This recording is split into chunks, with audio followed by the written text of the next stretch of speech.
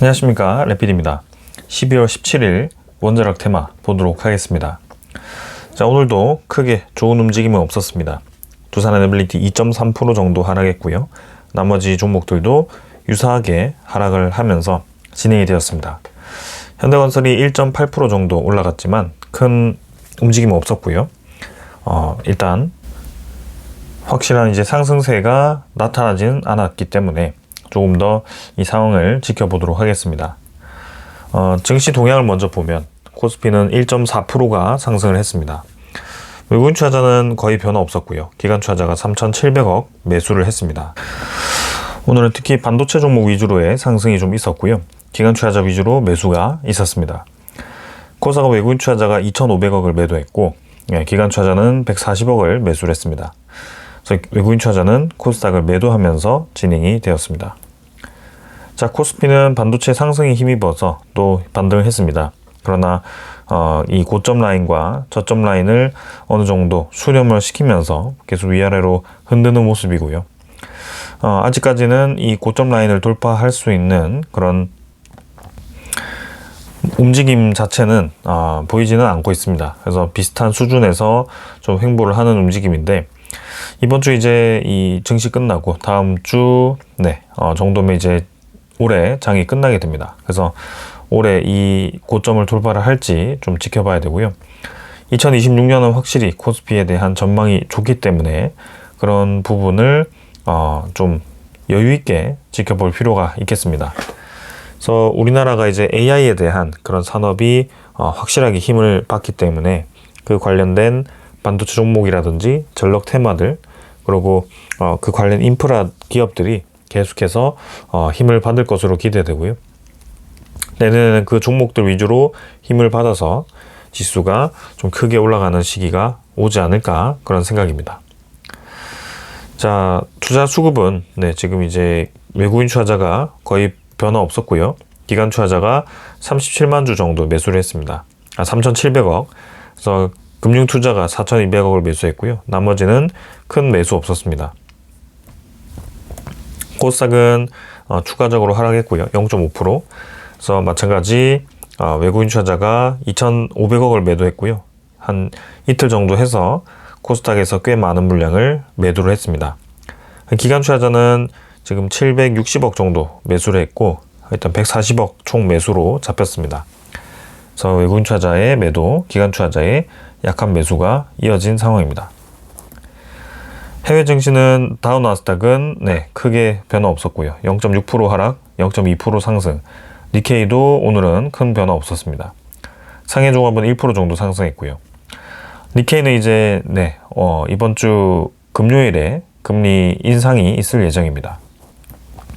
그래서 그때 이제 일본 금리 인상에 따라서 증시가 움직일 수 있는데요. 한번 보겠습니다. 자, 지금 이제 원달러가 1,480원까지 올라가는 상황이었는데요. 사실 1,480원은 처음이 아니죠. 이전에도 뚫고 나갔던 적이 있고 이번에도 그랬었습니다. 근데 그때 이제 더 올라가는 듯 하면서도 이제 눌러지는 형태가 나왔기 때문에 이번에도 이제 그런 움직임이 나오는지 좀 지켜보겠습니다. 분명히 이제 이 저항선은 분명히 지킬 거라고 생각이 되고요. 어떤 수단을 동원해서라도 좀 누를 것으로 보여집니다. 근데 그게 인위적으로 눌러졌을 때 다시 이제 빠르게 회복이 되는지, 그런 부분들도 좀 봐야 되고요. 일단 원달러에 대한 상승세는 확실히 최근에 좀 강하지만 전체적으로는 이 구간을 지켜줄 것으로 예상이 된다라는 생각입니다. 자, 그래서 환율은 이 정도로 진행이 되었고요. 지수 선물은 약간 상승을 하고 있습니다. 다우 나스닥 조금씩 상승하고 있는데 크게 의미 있게 올라가지는 않고 있습니다. 어제 고용 지표는 약하게 좋지 않게 나왔고요. 뭔가 이제 이 금리에 대한 이 인하가 가능성이 좀 적어졌다가도 다시 높아졌다가도 최근에 이런 식의 반복이 되고 있습니다. 너무 안 좋은 것도 아니고 적절하게 그냥 둔화되는 정도로 발표가 되었기 때문에 크게 무리는 없었고요. 그리고 채권 금리는 4.17%, 4.18%까지 또 상승을 하면서 한 달치 중에서는 계속 이 구간을 유지를 해주고 있습니다. 다음은 채권에 대한 일본 채권 금리는 1.98%까지 올라가면서 계속해서 올라가는 분위기고요. 일본이 아무래도 그 국채 발행을 계속 진행을 하다 보니 이런 식의 움직임이 당분간은 이어질 것으로 보여집니다. 자, 이번 주까지 한번 이제 일본의 금리 인상에 대한 영향, 그 다음에 이 AI에 대한 버블이 그 마이크론 실적 발표 이후에 해소가 될지 이런 것들을 좀 보면서 전체 시장을 좀 마무리를 하는 그런 상황이라고 보시면 될 것 같고요.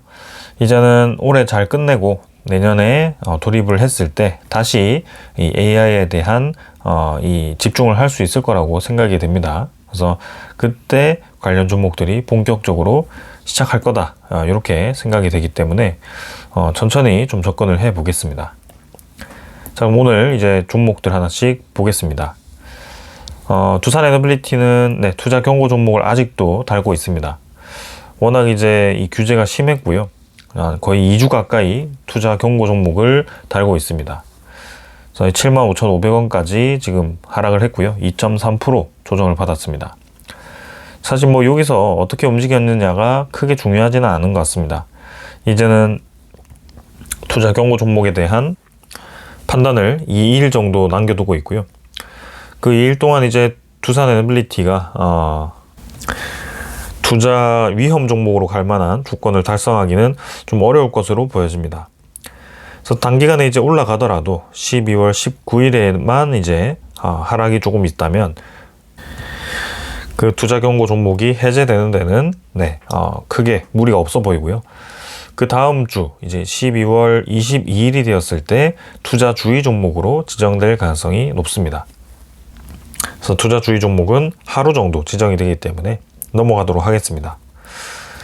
자, 투자 수급은 외국인 투자자가 33만 주 매도를 했고요. 15일, 16일, 17일 연속으로 매도를 하고 있습니다. 그래서 최근에는 두산 에너빌리티에서 확실히 이 외국인 투자자가 매도를 하는 모습이고요. 기관 투자자도 오늘은 매도를 좀 했습니다. 그래서 투신, 연기금 투자자, 사모펀드 모두 매도를 했고요. 수급 쪽으로는 계속 매도가 이어지고 있다. 현대건설은 오늘 1.8% 반등을 했고요. 최근에 이제 고점을 잘 높이다가 한번 이제 페르미 에너지 이슈로 좀 떨어졌습니다. 근데 그 페르미 에너지 이슈는 사실 현대건설의 사업성에 문제를 준다라고 보기는 어려웠고요.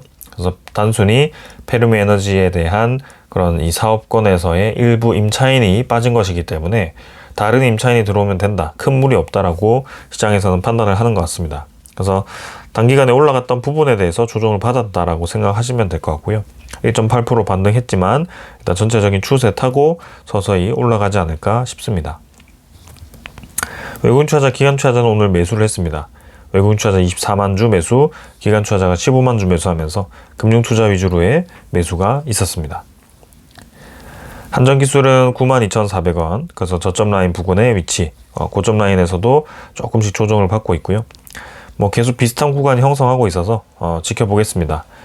일단 체코 원전에 대한 수주 때 올라갔던 느낌으로 좀 올라가지 못하고 있습니다. 약하게 진행이 되었는데요. 결국에는 수주를 한 것은 사실이고 그 이후에 대형 원전에 대해서도 추가 수주를 할 가능성이 있기 때문에 계속 지켜보도록 하겠습니다. 일별 거래는 지금 뭐 큰 변화 없었고요. 투자 수급은 외국인 투자자 23,000주, 그 다음에 매도했고 기관 투자자는 4,100주 매수를 하면서 큰 변화 없었습니다. S&T에너지도 2% 가까이 하락하면서 일단 4만원 아래로 떨어졌고요. 좀 어렵게 올린 부분에 대해서 다시 조정을 받아서 좀 아쉽게 진행이 되었습니다. 그러나 이 구간에서 꽤 오래 횡보를 했고 S&T에너지도 SMR에 대한 이슈가 나왔을 때 분명히 이제 다시 한번 크게 올라갈 수 있을 거라고 생각이 됩니다. 그래서 꽤 오래 이제 바닥에서 횡보하다가도 한 번에 올라가는 움직임이 있기 때문에 이 S&T에너지도 계속 주시를 해볼 필요가 있다. 수급은 외국인 투자자가 14,000주 매수했고요. 기관 투자자가 58,000주 매도를 했습니다. BHI는 900원 추가로 하락했고요. 마찬가지 차곡차곡 이제 위로 힘을 받으면서 올라갔다 떨어졌다 반복하고 있습니다. 21선 타고 올라가는 분위기고요. 고점을 돌파한 상황에서 조금 더 숨고르기를 하고 있습니다. 그러나 확실히 중간중간에 이제 힘을 주는 모습이 있고요. BHI는 더 올라갈 가능성이 높아 보입니다. 외국인 투자자 10,000주 정도 매수했고요. 기관 투자자 40,000주 매도했는데 사실 외국인 투자자 이전에 중간중간에 크게 매수하고 차익 실현하고를 반복하고 있습니다. 기관 투자자는 조금씩 매도하고 있지만 크게 중요해 보이진 않습니다. 성원밴드는 추가로 좀 하락을 했는데요. 2% 정도. 그래서 25,750원. 바닥 라인을 형성하고 있습니다. 성원밴드 확실히 바닥 라인 형성하고 좀 이제 힘을 줘야 되는데요. 최근에 이제 조선주들이 좀 관심을 받지 못하면서 성원밴드도 조금 애매하게 흘러가고 있습니다. 그러나 알래스카에 대한 그런 사업도 발표가 되지 않을까 싶고, 그런 이제 미국과의 협력 소식이 들려온다면 성원밴드도 다시 힘을 받고 올라갈 거라고 생각이 됩니다. 추가적인 반등에 대한 기대를 좀 가져보고요. 계속해서 이 바닥 라인 형성하고 있는데 좀 더 보겠습니다. 수급은 외국인 투자자 500주 매수, 기관 투자자 800주 매도하면서 큰 변화는 없었는데요. 조금 더 보겠습니다. 태용은 450원 하락해서 1.6% 추가로 하락했습니다. BHI와 차트 모양이 비슷합니다. 올라갈 때도 그 두 기업이 가장 강하게 올라갔고요. 내려갈 때도 유사하게 패턴을 그리고 있습니다. 그래서 일단 추세 전환은 확실히 하는 듯한 모습이고요. 60일선을 한번 뚫고 나갔다가 다시 조정을 받았는데 아마 며칠 안에 다시 한번 추가로 크게 올라가는 움직임을 보이지 않을까라는 생각입니다. 주기적으로 이 고점을 차곡차곡 높여가는 분위기이기 때문에 그런 흐름이 이어질 가능성이 있고요. 투자주의도 이제 끝났기 때문에 기대를 해보겠습니다. 외국인 투자자는 오늘 10,000주 정도 매도했고요. 기관 투자자는 8,900주를 매수를 했습니다. 근데 연기금 투자자가 4일 정도 연속으로 매수를 해주고 있는데요. 일단 완벽하게 계속 매수를 해주는지 계속 주시해 보겠습니다. 우진도 지금 한번 피크를 찍고 내려왔는데요. 마찬가지죠. 주기적으로 고점을 높이면서 진행을 해주고 있습니다. 여기서 추가로 하락하더라도 사실 결국에는 때가 되면 다시 한번 고점을 높일 가능성이 높아 보이죠. 그래서 우진도 꾸준히 올라가는 그림이고요. 투자 수급은 45,000주 매수, 기관 투자자가 1,300주 매수하면서 양매수 또 진행이 되었습니다. 외국인 투자자가 확실히 중간중간에 차익 실현을 하지만 매수를 해주는 모습을 볼 수가 있습니다. 그 다음은 보성파워텍은 5,000원이고요. 0.2% 상승했습니다. 하락 이후에 큰 반등은 없었지만 지지라인은 형성하고 있는 것 같고요. 한번 다시 이 테마에 대한 힘을 받아서 이렇게 거래량이 좀 터져줘야 될 것 같습니다. 그때까지 시간이 좀 필요해 보이고요. 수급은 외국인 투자자 일부 매도했고 크게 변화 없었습니다. 우리 기술도 40원 정도, 1% 정도 하락했고요. 바닥 라인 형성하면서 진행이 되고 있고 다시금 이제 거래량이 좀 붙으면서 올라가는 그런 테마성의 움직임이 필요하다. 외국인 투자자에 대한 매도량은 어느 정도 다 나와가는 듯 하고요. 기관 투자자도 금융 투자 위주로의 일부 매수 외에는 사실 매수가 없어서 조금 더 시간을 두고 보겠습니다. 자, 오늘 이 정도로 이제 종목에 대한 부분들 다 확인했고요. 다시 돌아와서 이제 향후 테마에 대한 이 비전을 또 같이 이렇게 보도록 하겠습니다. 자, 오늘은 이제 두산 에너빌리티 소식이 좀 있는데요. 두산 에너빌리티가 SMR 전용 공장을 연 20기 생산 목표로 구축을 한다라고 공식적으로 이제 공시를 했습니다. 그동안에 이제 좀 찌라시 형태로 이제 기사화 되었는데요. 이제는 사측에서 공식적으로 언급을 한 셈입니다. 두산 에너빌리티는 SMR 전용 공장 신축과 기존 공장 최적화, 혁신 제조 시설 구축 등에 8,068억 원을 투자한다라고 공시를 했습니다. 그래서 이번 투자는 글로벌 전력 수요 증가에 따른 SMR 수주 물량 증가에 대응하기 위한 결정이라고 했고요. 투자 기간은 이제 내년 3월부터 해서 2031년 6월까지 설비 정비를 진행을 한다라고 발표를 했습니다. 설비가 이제 안정화되는 데까지는 꽤 이제 오랜 시간이 걸리는 것 같고요. 공장을 이제 신축을 하고 그 신축된 공장에 설비를 투입해서 안정화시키는 데까지 꽤 오랜 기간을 보는 것 같습니다. 그래서 2028년부터 해서 공장이 준공된다라고 기사를 봤었는데요. 사실 그 기간은 외곽을 이제 완공하는 데 걸리는 시간인 것 같고요. 그 안에 이 라인을 꾸리는 데 걸리는 시간이 또 한 2년 정도가 걸리는 것 같습니다. 2, 3년 정도. 근데 이제 순차적으로 이제 라인을 늘릴 것이기 때문에 마지막 라인까지가 아마 2031년이 아닐까 싶고요. 첫 번째 라인은 뭐 한 2029년 정도에는 운용할 수 있지 않을까 그런 생각입니다. 그래서 연간 20기 수준의 그런 SMR 제작 가능 시설을 구축을 한다라고 하고요. 이미 이 대형 원전에 대한 생산 라인을 한 개를 활용해서 연간 SMR 12대 분량의 생산 용량을 확보했다라고 합니다. 그래서 공장을 이제 20개까지 늘리면 20개까지 만들 수 있는 공장을 늘리면 32개까지는 가능하다라고 보는 것 같고요.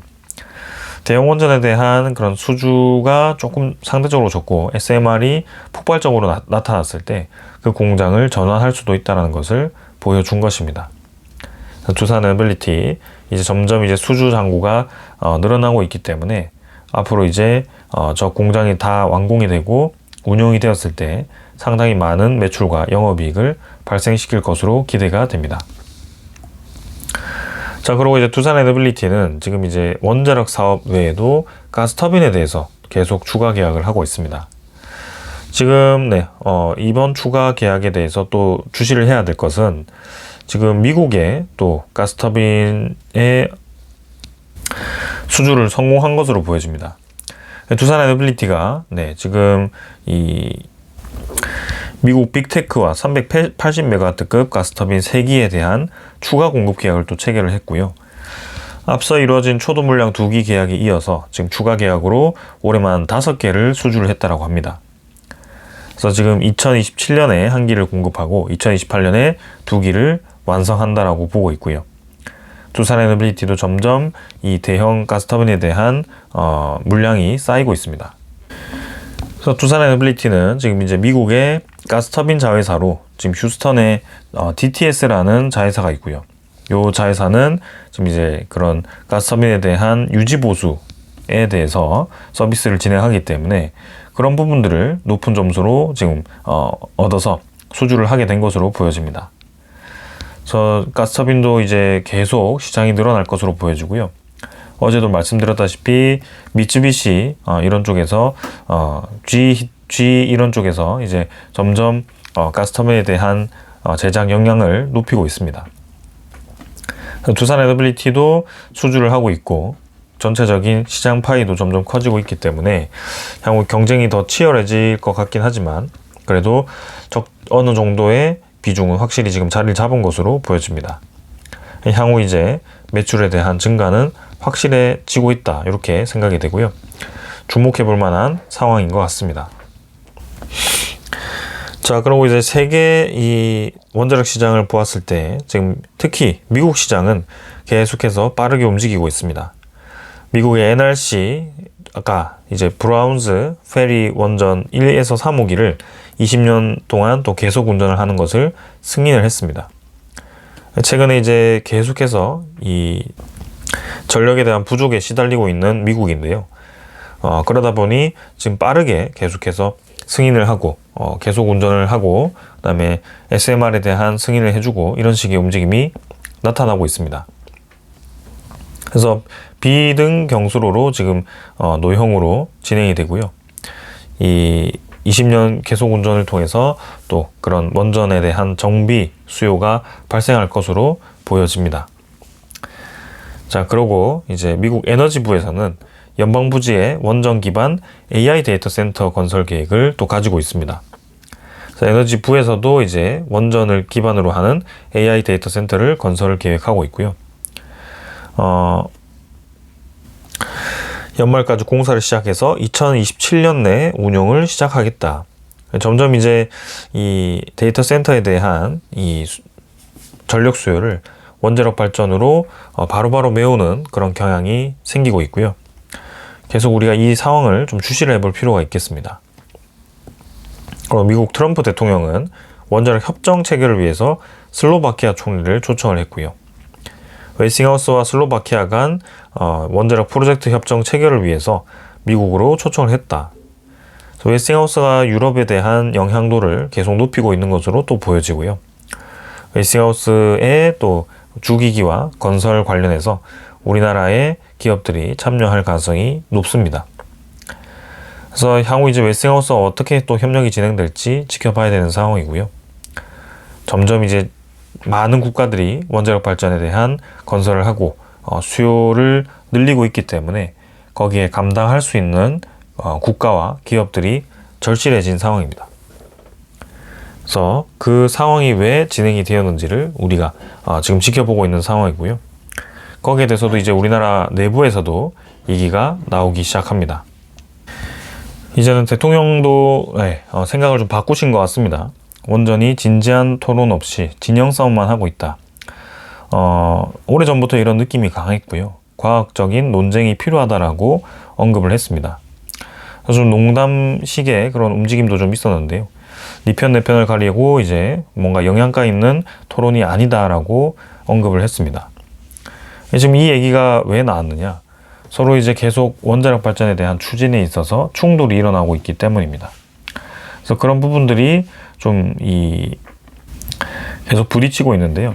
가장 큰 이슈는 11차 전력 수급 기본 계획에 계획되어 있던 2기에 대한 대형 원전 건설을 12차 전력 수급 기본 계획에서 요것을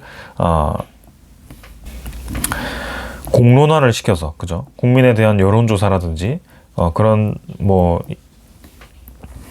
공개적인 토론을 통해서 결정을 하겠다라는 그런 이제 얘기를 해버렸기 때문에 이런 부분들이 또 이제 저런 얘기가 나오는 계기가 되지 않았을까 싶습니다. 참 이게 애매한 부분이 원전 건설에 대해서 토론을 하자라고 얘기를 했습니다. 이건데 토론에 대해서 네 편, 내 편이라고 아까 대통령이 표현을 했죠. 근데 네 편, 내 편의 기준이 뭐죠? 원전에 대해서 네 편, 내 편이 왜 나뉘게 됩니까? 원전을 반대하는 사람 쪽은 안전에 대한 문제를 계속 제기를 합니다.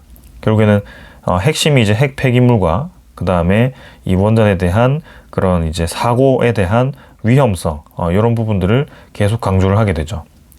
근데 원전을 이제 이 찬성하는 쪽에서는 경제성을 따지게 됩니다. 이 에너지에 대한 경제성으로 이제 AI에 대한 시대이고 그 다음에 전기에 대한 안정성과 그 다음에 안보 그리고 이제 전기료를 이 경제성이 필요한 상황에서 이것은 불가피하다라고 보고 있는 겁니다. 그래서 산업 경제성을 살리기 위해서는 원전이 필요하다라고 보고 있는 거죠. 이렇게 이제 2개가 갈려져서 집단이 형성되어 있는 상황에서 토론을 하자라고 하면 한쪽은 계속 이 얘기만 하게 될 거고 한쪽은 계속 요 얘기만 하게 될 겁니다. 그러면 이 2개가 완전히 다른 주제이기 때문에 이것을 상충할 수가 없죠. 그렇기 때문에 이 토론 자체는 사실상 무의미하다라고 저는 생각이 되고요. 결국에는 국가적인 그런 리더가 결정을 해야 된다. 이 전체에 대한 이익으로 우리가 나아가기 위해서 어느 분야를 지금 강조를 해야 되는지를 결정을 해야 된다. 요거를 뭐 밑에 있는 국민들 쪽에다가 여론조사를 하고 결정을 맡긴다라는 것은 무책임해 보이고요. 제대로 된 정보와 제대로 된 흐름을 이해하지 못한 상태로 한쪽에 이제 계속 주시를 해버렸을 때는 상당히 이제 이 흐름이 깨질 수가 있습니다. 그럼 전체 이 상황을 봤을 때는 현재 우리가 어디에 집중을 하고 있느냐? AI에 집중을 하고 있습니다. 그 AI에 가장 집중을 하고 있는 두 국가, 미국과 중국이 지금 어떤 방향으로 나아가고 있느냐? 서로에 대한 패권 다툼으로 이어지고 있고, 그 다음에 산업에 대한 제조업을 상당히 강조하고 있습니다. 근데 이 산업 제조업의 근반이 되는 것은 무엇이냐? 경제성입니다. 경제성과 규모가 중요하죠. 그런 면에 있어서 우리나라는 전 세계에서 이 제조 시스템이 가장 뛰어난 국가 중에 하나입니다. 작은 국가에서 이렇게 이루어낸 것도 기적적으로 난 건데요. 근데 최근에 어떤 상황이 나타나냐? 우리나라의 경쟁 국가가 이제는 우리를 앞지르기 시작했습니다. 그래서 이 중국 같은 국가는 사실 규모의 경제로 밀어붙이기 때문에 한국에서 이제 경제력을 잃었을 때 사실상 싸움이 되지 못합니다. 전기차가 1,000만 원, 2,000만 원에 팔리는 상황과 우리나라 전기차가 4,000만 원, 5,000만 원 하는 것, 결국에는 안보에 대한 이슈, 그 다음에 안정성에 대한 이슈로 한국산을 선택할 수도 있겠지만, 사실 1,000만 원, 2,000만 원짜리가 막 이제 들어와 버리면 우리는 뭐 이 국가 브랜드를 생각하지 않는다면 당연히 값이 싼 것을 선택할 수밖에 없을 겁니다. 그런 식의 움직임들이 전 세계로 퍼져나갔고, 지금 모든 이제 국제적인 제조업이 이제 중국에 먹힐 위기가 되자 부랴부랴 덤핑 관세를 매기면서 방어를 하고 있는 상황이다. 근데 결국에는 장기적으로 봤을 때 지금 한국이 불리한 상황으로 가고 있고, 이런 부분들을 이기기 위해서는 경쟁력을 확보해야 되는데 이제 도태될 위기에 있다. 이렇게 이제 중국 말고도 이제는 예전에 잘 나가던 일본, 그 다음에 새로 신흥국으로 떠오르고 있는 인도, 이런 국가들이 옆에서 이제 치고 올라오고 있습니다. 그리고 동남아시아 쪽도 사실상 제조 기술력은 아직도 부족하긴 하지만 확실히 출산율도 높고 전체적인 인구 수와 그 다음에 성장률이 높기 때문에 잠재 성장성이 높다. 그래서 이런 많은 국가들이 치고 올라오는 와중에 우리가 안정적인 이제 제조 시스템을 계속 유지하지 못한다면 결국에는 흔들릴 수밖에 없다라는 거죠. 그래서 이 안정적인 전력 공급 원전이 꼭 필요하다라고도 이번에 산업통상부 장관이 또 얘기를 했습니다. 그럼에도 불구하고 계속 이제 이 재생에너지에 몰두하는 그런 상황인데요. 원전이 65원이고 태양광이 150원이고 해상풍력은 330원이다. 그럼 요것만 딱 봐도 우리의 산업 경쟁력을 위해서 어디에 집중을 해야 되는지가 보입니다. 이 순서대로죠. 그래서 RE100이라는 거에 우리가 매몰될 필요가 없다라는 겁니다. 이 RE100은 이미 서로의 약속을 하기로 했던 것 같지만 결국에는 유럽에서도 이제 전기차에 대한 시장이 좋지 않아지자 내연기관에 대한 폐지를 늦추기 시작했고요. 결국에는 시장 상황에 따라 유도리 있게 그 제도가 바뀌게 되는 겁니다. 근데 그 목표를 딱 정하고 우리가 뛰어들었을 때는 거기에 대한 부작용을 감당하기가 어렵다. 그래서 지금 원전이 거의 태양광보다 2배 이상 싸고요. 해상풍력보다는 5배 가까이가 싼 상황인데 요거를 이제 늘리지 않겠다라고 하니 너무나도 답답한 상황입니다. 그래도 이제 SMR에 대한 그런 3세대 개발을 하고 있다라고 하는데 뭐 게임 체인저 기대라고 얘기를 하지만 사실상 뭐 이미 미국 국가와 그 다음에 유럽의 많은 국가들이 SMR 우리보다 앞서가고 있습니다. 중국, 러시아도 마찬가지고요. 이미 늦었다. 우리는 후발주자로서 지금 진입을 하고 있고, 이 3세대라는 것은 경수로 활용이기 때문에 우리가 경수로 개발할 때쯤이면 이미 뭐 다른 이제 뭐 엑스에너지라든지 뭐 테라파워라든지 이런 쪽에서 벌써 이제 4세대 SMR에 대해서 경쟁성을 가지기 시작할 때다라고 생각이 됩니다. 그래서 게임 체인저가 될지는 사실 의문인 상황이고요. 저게 이제 완성되어서 우리나라에 많이 이제 보급을 할지 뭐 그런 부분들은 좀 지켜봐야 되는 상황입니다. 그래서 여러 가지로 좀 어려운 상황이다라고 생각이 되고요. 빠르게 결정을 해야 된다. 결국에는 뭐 여기가 맞네 저기가 맞네 지금 국민 여론을 지금 공론화할 때가 아니라 어떤 딱 리더가 지금 이끌고 나가야 되는 그 상황이다.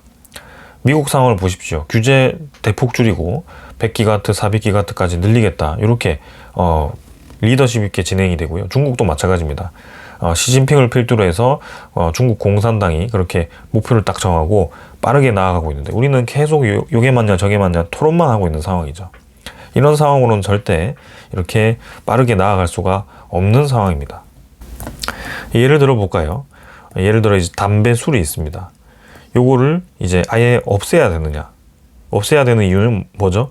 요거를 하게 되면 건강을 해치고 국민에 대한 건강을 해치고 그다음에 이 잠재적인 위험이 높다. 암에 걸릴 위험이 높다. 그죠? 근데 요거를 해야 되냐? 그거는 뭐 때문이죠? 결국엔 사회생활이라든지 그리고 일부 이제 사람들의 그런 스트레스 해소 측면에서 가능하다는 거죠. 그럼 이 두 개를 가지고 토론을 해서 결정을 하라라고 국민들에게 공론화를 했을 때 이 담배술을 어떻게 해야 되느냐? 그렇게 하면 결정이 될까요? 절대 될 수가 없습니다. 그래서 하나는 이렇게 없애야 된다라는 거에 집중하고 있고 하나는 해야 된다라는 집중, 이 서로 주시하고 있는 분야가 다르기 때문에 이 자체는 이제 토론이 계속 될 수가 없습니다. 무한 토론이 될 수는 있겠죠. 결국에는 끝이 없는 평행선을 계속 달리게 될 겁니다. 누군가는 이 부분을 이제 합쳐야 되는 상황을 역할을 해줘야 되고요. 그렇지 않고서는 계속 질질 끌리면서 애매하게 흘러갈 수밖에 없다. 이렇게 진행이 되고 있습니다. 자, 그 와중에도 우리나라 기업들이 알아서 잘 해주고 있습니다. 미국 시장에 진작 이제 협력 구축을 해놨고요. 다행히도 거기에 대해서 잘 진행이 되고 있습니다. 그래서 두산 에너빌리티를 중심으로 해서 미국 시장이 이제 확실히 들어와 주고 있고, 엑스에너지에 벌써 선제 계약을 했습니다. 그리고 그 외에 다른 기업들도 같이 이제 그렇게 진행이 될 거라고 생각이 되고요. 2026년은 더 기대가 되기 때문에 우리가 천천히 좀 지켜보도록 하겠습니다. 자, 그리고 이제 미국의 이제 확실한 그런 이 움직임들, 그죠? 4배까지 늘리겠다라고 했고, 규제도 대폭 줄인다라고 했고, 그리고 저렇게 이제 데이터 센터를 이제 원전과 연계해서 바로 옆에다 짓겠다라고도 얘기가 되었고, 그리고 많은 빅테크 기업들, 많은 기업들이 이런 전력 인프라에 투자하는 것도 되었고, 그리고 일본, 한국도 이제 미국에 그런 인프라를 깔겠다라고 돈을 투자하기로 했기 때문에 그게 이제 26년도에 어떻게 진행되는지를 보게 되고, 그것들이 이 기업들이 어떻게 역할을 하는지도 우리가 서서히 보게 될 겁니다. 그래서 이 주가는 올해 마지막이라고 보시면 될 것 같고요. 내년에는 내년 마무리쯤에는 적어도 이제 여기 곱하기 2는 다 되어 있지 않을까라는 생각입니다. 그래서 그만큼 좋은 기업들이고 역할이 큰 기업들이기 때문에 계속 주시를 해 보겠습니다. 자, 오늘 여기까지 하겠습니다. 감사합니다.